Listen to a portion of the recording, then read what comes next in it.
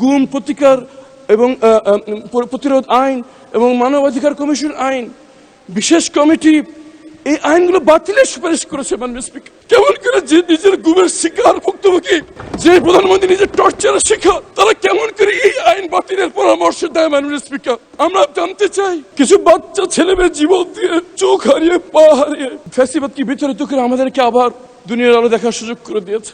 মাননীয় স্পিকার, এই সংসদকে যদি বলতে হয় তাহলে বলতে হবে মুসলিমদের মিলন মেলা। এখানে এমন একজন কেউ পাওয়া যাবে না যে গত ফ্যাসিস্ট আমলে জুলুমের শিকার হয়নি। নগদ নিয়ে এলো হার না মানা হার অফার। সর্বনিম্ন 10,000 টাকা রেমিটেন্স নগদে পাঠালে থাকছে স্বর্ণের হার জেতার সুযোগ।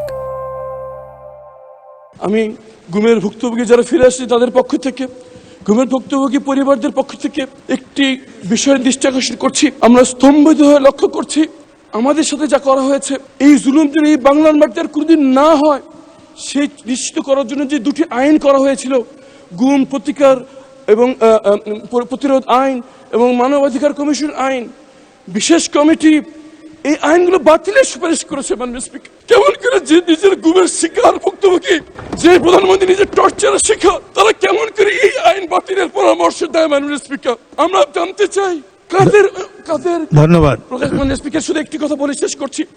আমাদের ভুক্তভোগীদের পক্ষ থেকে আমাদের আবেদন, যদি সরকার কোনো পরিশোধিত করতে চায় এই আইনটিকে আগে অনুমোদন দিয়ে আইনের রূপান্তরিত করুক, পরে সংশোধনী বিল এনে তাকে সংশোধনী করা হোক। যদি সেটা না করা হয় 12 তারিখ এই আইনটি বাতিল হয়ে গেলে 13 তারিখ গুমের কোনো সংজ্ঞা থাকবে না। ধন্যবাদ। মাননীয় আইনমন্ত্রী। মাননীয় স্পিকার, আপনার মাধ্যমে মাননীয় সদস্যকে সহমর্মিতা জানাচ্ছি, সমবেদনা জানাচ্ছি। যারা গুম হয়েছেন তারা কেউ আমার স্বজন, আমার ভাই, আমার বোন, আমার আত্মীয়, আমার প্রতিবেশী, আমার বাংলাদেশের মানুষ, আমার জিয়া পরিবারের সদস্য সহ বাংলাদেশের মানুষের তারা হৃদয়ের প্রতিবেশী। মাননীয় স্পিকার, ওনারা যেটা নিয়ে হইচই করছেন, ওনারা সেইটা আইনটা ভালো করে মনে হয় দেখেননি। মানবাধিকার কমিশন আইন এবং গুম প্রতিরোধ আইন যেভাবে করা হয়েছে অর্ডিন্যান্সে, সেটা করলে গুমের শিকার সদস্যদের প্রতি অবিচার করা হবে। কারণ আমরা একই সাথে আইসিটি অ্যাক্ট 1973 সালে ক্রাইম এগেনস্ট হিউম্যানিটির মধ্যে গুমের সংজ্ঞা অন্তর্ভুক্ত করেছি। সেখানে বিচার হবে, তদন্ত হবে। একই সাথে এদিকে এটা করেছি, আবার গুম আইনে আমরা এটাকে ভিন্ন একটা তদন্তের কথা বলছি। ওখানে সর্বোচ্চ শাস্তি মৃত্যুদণ্ড কিংবা গুমের যারা অপরাধী সর্বোচ্চ শাস্তি মৃত্যুদণ্ড কিংবা যাবজ্জীবন কারাদণ্ড। গুমের যে আইনটার কথা বলা হয়েছে অর্ডিন্যান্সে, সেখানে 10 বছর পর্যন্ত সাজা দেওয়ার সুযোগ রাখা হয়েছে। মাননীয় স্পিকার, মানবাধিকার কমিশন আইন যেটা করা হয়েছে, ওই আইনটা আমি যখন সময় আসবে আমি দেখাবো। এই আইনটা যদি রাখা হয় এইভাবে, তাহলে বাংলাদেশের মানবাধিকার লঙ্ঘনের শিকার মানুষজন অতিরিক্ত হয়রানি এবং মানবাধিকার লঙ্ঘনের শিকার হবেন। এই আইনের তদন্তের নামে যে টাইম ফ্রেমটা দেওয়া হয়েছে, যে কারণে আমরা বলেছি, আমরা বিশেষ কমিটিতে আলোচনা করেছি, উনি হয়তো ছিলেন না, প্রপারলি অ্যাপ্রেজড উইথ দ্য ফ্যাক্ট না।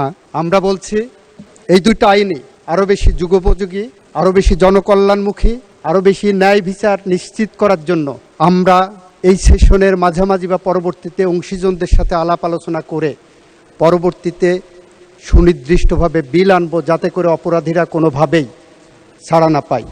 কারণ ব্যারিস্টার আরমান আমার ভাই, আমার স্বজন, আমার সহকর্মী।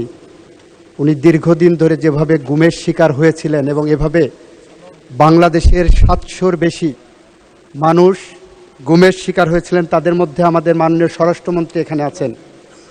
স্বরাষ্ট্রমন্ত্রী যেভাবে গুমের শিকার হয়েছিলেন, মৃত্যুর প্রহর গুনেছিলেন প্রতিদিন, তাকে যেভাবে পার্শ্ববর্তী রাষ্ট্রে ডাম্পিং করা হয়েছিল, যেভাবে উনি বিচারের মুখোমুখি হয়েছিলেন, যেভাবে উনি বাংলাদেশে ফেরত এসেছেন, এটা মনে করার কোনো কারণ নাই। গুমের সাথে জড়িত যারা অপরাধী ছিলেন তারা কেউ আইনের ফাঁক দিয়ে বের হতে পারবে।